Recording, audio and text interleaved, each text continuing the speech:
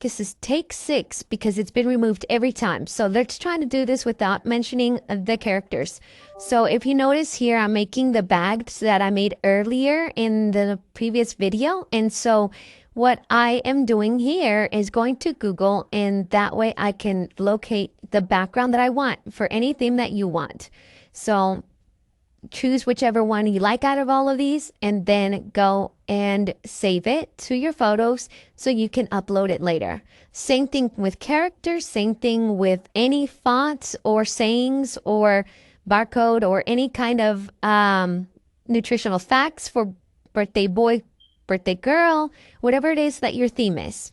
And doing my best to not name these characters, but you see what I'm doing here. The next thing that I'm going to do is take it to design space. Now, I'm not trying to make it or making sure that it's an SVG, PNG, or PDF. It doesn't matter. The file, you're going to upload it into Cricut, and it's going to come in to the design space based on how you upload it. For the characters, I'm actually going to delete the outside because I don't want that square, that white square on there. And fairly easy to just delete the outside and keep the inside so that I can overlap it into my design. Now, if you don't want to be uploading each font that you are going to use every time because you're probably just going to use it that one time, that's fine.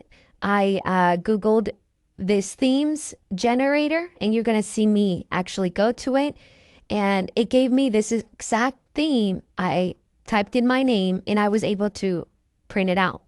So one thing about this is you're going to set it up the way you want it to look. I center it because when I looked at templates for this, it looks like it's centered, and so the left and the right side can just fold over around your chip bag. So this is my advice there. Now, how high, how low, how centered, all of that you can kind of get a glimpse of if you search chip bag templates, and you can see all of the different templates that they have. So because there's so many different ones, I just took what I could from the visual, and then I went back and changed it into my liking. Now, this is again what I'm doing for my name, so I don't have to upload this whole font. And I'm going to upload and remove the outside, and then come and place it where I want it. Now, another thing you can also do is once you have it where you want to have it placed, you can flatten it, but it's not necessary because what you're going to have to do is actually do a screenshot of your design. Because in Cricut Space, you actually have a very limited print and cut selection.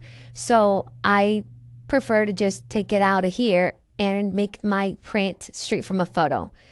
Here I sized it, I centered it. Now, me personally, I should have lowered it or made it the actual design in the middle a little bit smaller, only because I know that it's going to be crimped on the top and in the bottom, and that would actually go into my design. But for the visual, I'm just working it, and I'm going to print it, and I'm going to show you. Once you're done with it, and you save it as an image, you can print straight from your photos. And what I would always recommend is print the first one, just one, just so you can see if it's sized the way you want it, if it's going to work. Because then you can come back in here and adjust, do another screenshot, and go print better. But for the video, I'm just going to do my screenshot of my design and show you how to print. When you go to print, my tips are: 1, make sure it's 8x10 before you print. 2, make sure your quality is high and or best, depending on what your phone will show you or computer. And 3, make sure your paper is photo, glossy photo or photo, whichever one you have available, because it'll give you the best quality of print. Even if your paper is not photo paper, it still will give you the best print that you'll get, no lines. This is the printer that I use, but you can use any inkjet printer in the paper. And so follow for part 2 where we will assemble it.